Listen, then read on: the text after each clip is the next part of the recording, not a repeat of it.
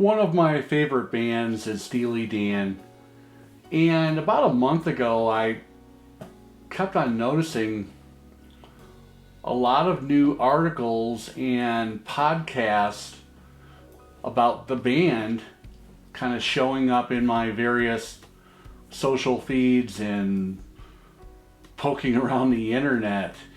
And what I soon discovered is that there's a new book, a fantastic new book, centered around really the entire history of the band, from the early days at Bard College all the way up to last summer, Donald touring under the name of Steely Dan. This is the book I'm talking about, Quantum Criminals.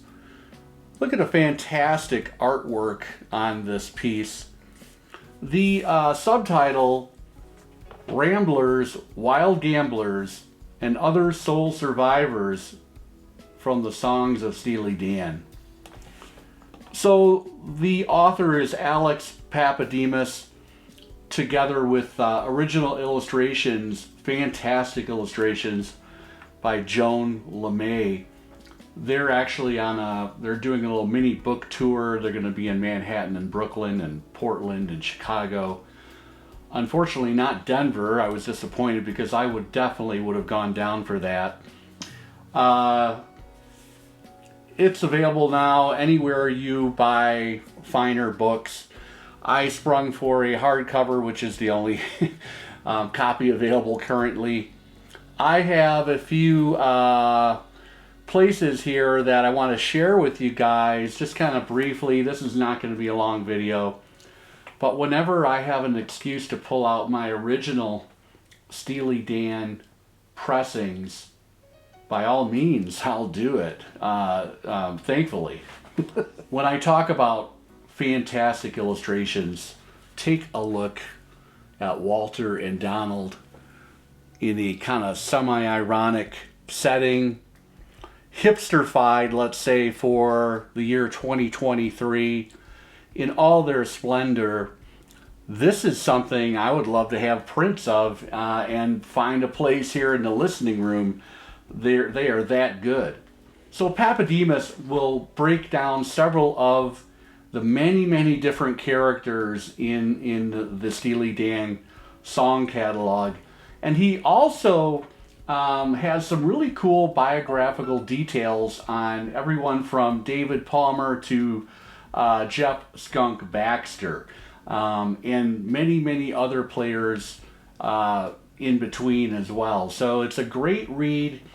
This is probably the best material I've read on Steely Dan since Donald and Walter's liner notes for the reissued and remastered CDs. The whole catalog came out, I think it was 1999. If you have not perused these liner notes, which were written, for the release of the remasters, I think you can find these online as well, but I happen to have a booklet here for Pretzel Logic. These things are absolute gold.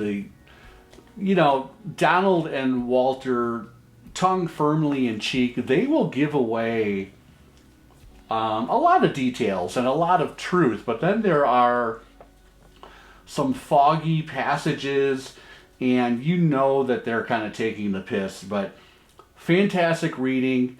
And I just wanted to mention that if you haven't revisited these liner notes in a while, this would be a good opportunity to kind of refresh your memory on what they wrote when checking out this new book. The very first character in any Steely Dan song was from Can't Buy a Thrill, that lead-off song, Do It Again, which actually cracked the top 10 of the Billboard Hot 100. It actually was not their first single. That would have been Dallas with a flip side, Sail the Waterway. But Do It Again, an amazing song. And Alex Papademos, has some thoughts about who is Jack, and then there is a fantastic kind of rendition by the illustrator Joan LeMay again. Let's read. I'm just going to read a little bit about this because the writing is just fantastic. The first person you meet in a Steely Dan song is a guy named Jack. In the first verse of Do It Again, Jack kills a man in anger and then evades death by hanging because it's the hangman's day off. In the second verse, Jack is undone by his devotion to a faithless woman. And then in the third verse, he's undone again at the poker table. Jack is both the first Steely Dan protagonist and the archetypical one. He's a loser strapped to the karmic wheel, forever slipping out of one trap set by his own dumb desires and into another one, rescuing doom from the jaws of salvation. They will sing about people who can't help driving headlong toward one form of destruction or another, people telling themselves they're doing something other than that even when they know the truth. It's 1972. It's the third week of November. Practically no one knows anything about Steely Dan, who the members are, where they're from, what their haircuts look like. In 1972, people still experience pop music through the keyhole of pop radio. There is no MTV to illustrate it, no Wikipedia to make you an expert in seconds. There is so much you can't know. It goes on, but that is just a snippet of the great prose of Alex Papademos.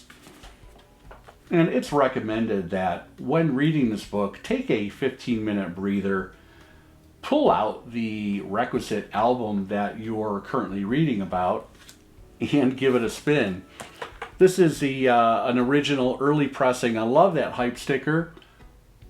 Speaking of Do It Again, the best sounding early ABC Steely Dan releases or pressings are always going to be on the black label. Different variations. We'll show a few as we move through this video. But there is that solid block with the rainbow colors around ABC. This is the True Sound pressing. It's a pretty interesting variant. I don't have any other True Sound pressings in my collection of anything. I believe True Sound, I should have read about it. I think they were based in New York State somewhere. Kaleidoscope of colors on this record. Love the inner sleeve, the gatefold, sorry. Decided not to spring for the UHQR because I have 3 different pressings of this, including a quad, and they all sound really, really good. They're super clean, which is not easy to find these days. I decided to stand pat and didn't spring for the UHQR in this case. But that is 1972, the debut, Can't Buy a Thrill. There's a short chapter devoted to David Palmer. David Palmer, of course, was kind of the dream that Donald Fagen had, even though he had written these songs in a way that only Fagen could probably deliver them in that sardonic voice of his. Fagen in the original days didn't see himself as a lead singer. He had a bit of stage fright. He didn't think, he had some imposter syndrome probably going on. So they hired a guy with great looking pants, long hair, David Palmer. He should fill the role. And he only sang on a couple songs on Can't Buy a Thrill. He did some background vocals for Countdown to Ecstasy. Before the album was released, he was out of the band. Anyway, there is a chapter on David in here. And there's another fantastic illustration right here. So that gives you an idea of the kind of quality of the work. And Dirty Work is it's one of my favorite Steely Dan songs. It's a very nice vocal. It features Palmer and Skunk. Skunk had that wonderful pedal steel solo in the song. So something that I always love to hear is Dirty Work. In 1973, we got the second Steely Dan album. It was a little bit, you know, the people at ABC, you know, there was a surprise hit with Can't Buy a Thrill, and they pushed the guys to hurry up and release a new album. So Countdown to Ecstasy came in 1973. These guys had been touring relentlessly. They didn't have a lot of time in the studio that they would later enjoy on forthcoming albums. But it is still an amazing piece of work. I have an original. I love the patina on this cover, and that is probably one of the strangest cover art albums that you will see. Of course, famously, this was a girlfriend of Donald Fagen's. A record executive said, hey, there's 5 guys in the band. Why are there only 3 of these kind of space aliens? So she had to actually go back and kind of color in faintly 2 other individuals here. So we have 5. Another black pressing. That's on that kind of ABC Blocks label. You see that? Let's maybe go this way with it. A near mint copy. I do have one feelable mark on it that creates an annoying tick.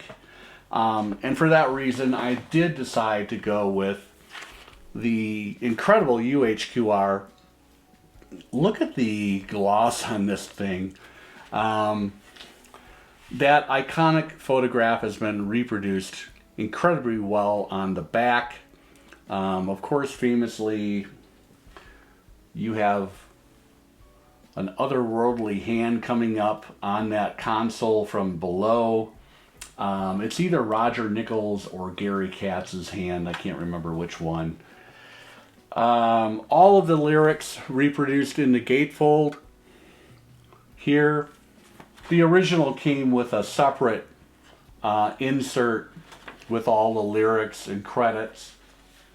Original inner sleeve was one of those ABC Dunhill kind of weird, you know, people on an island or something. I don't know what the hell that is. That's the original orange inner sleeve. Now, I go back and forth on different listens on which sounds better between the UHQR and an early US pressing. I don't regret the purchase of that UHQR, and I will be getting at least 2 more. But it's a great counterpoint to have to the OG. I will say I prefer a 33 1/3 single flip listen than a multiple flip with a 45 RPM cut. But I understand the utilization of the 45. You're getting more information, a little more space to deal with that sound, and it's an incredible listen. But I do go back and forth on putting that OG on and just listening to the original air in that recording, pressed incredibly well and mixed well, of course, like all the Steely Dan albums, mastered great as well. So I go back and forth. The first song on side 2 is, of course, Showbiz Kids. And it is a very cool, incredible soundstage on that song. And, you know, they're talking about Las Vegas and lost wages. Kind of a very kind of a relentless drive to that song. And a weird character or element of the song is the El Supremo. Now, you go out and research this song, a lot of people say, well, the El Supremo was a premium cigar, popular back in the day. But if you actually read those lyrics, they're talking about the El Supremo at the top of the stairs. And this is the illustration that we have for the El Supremo. Really, really well done. The third Steely Dan record released in 1974, Pretzel Logic. Iconic photograph, Central Park, New York, Manhattan, with that kind of curious cover photograph of the band, all 5 of them at that point in time. This could be my favorite cover art of any Steely Dan album. I just love that vendor. And that's a snapshot in time for old New York City in the early to mid 1970s. I also have an original ABC black label pressing with that block ABC label with a rainbow around it. Fine, fine, fine pressing. For whatever reason, Chad has decided to kind of skip the chronological order of the release of the UHQRs, so this year we're going to be getting, I guess in July, Asia, and then December we'll get Gaucho. Probably going to have to buy both of those. I'm going to have a hard time not buying the rest of the run, actually thinking about it. We'll kind of see as time moves on.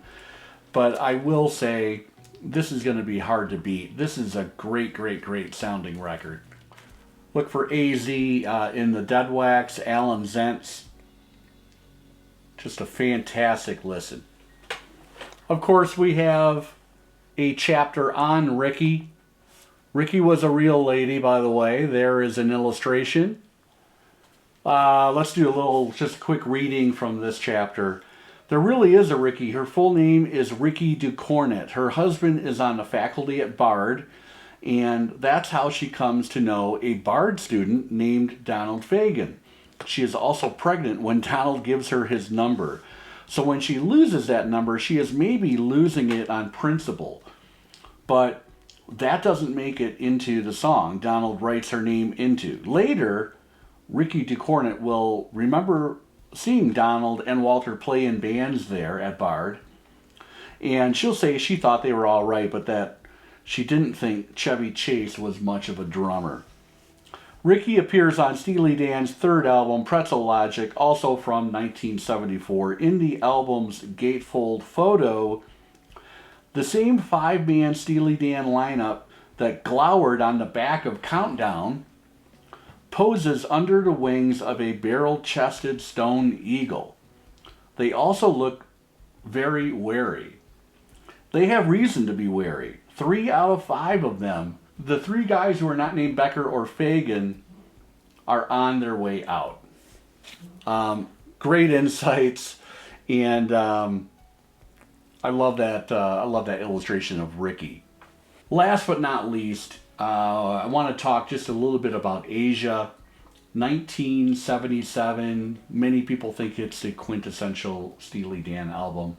It's a reference record for many so-called audiophiles who use it to gauge the current setup that they have in their listening room. A reference recording. The cover famously kind of features in profile that Asian beautiful lady, and that person was a supermodel in the year 1977.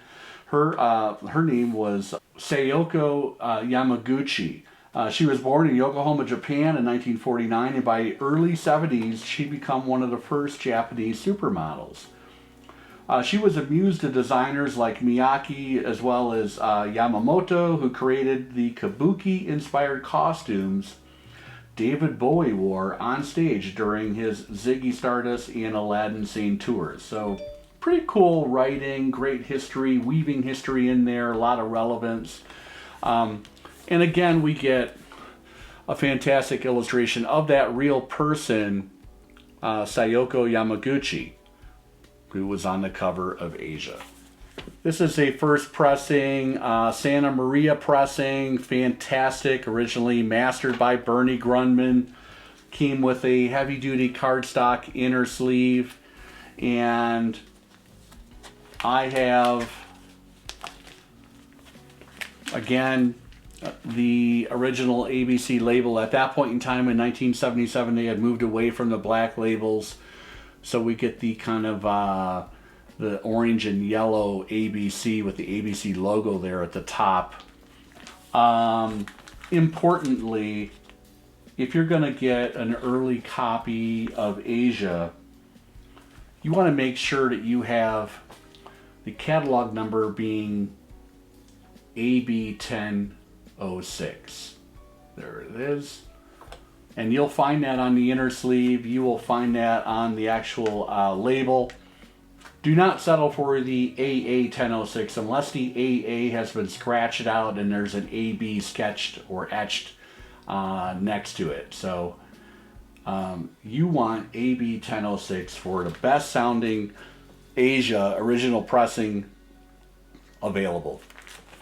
I'm only about halfway through Quantum Criminals, but I can tell you, like I said earlier in the video, best thing I've read about or on the subject of Steely Dan since those liner notes penned by Donald and Walter back in 1999. That was a little overview of Quantum Criminals. Highly recommended. Coming from a Steely Dan freak, this is like catnip for any self-respecting Steely Dan fan. Highly recommended. See everybody later this week.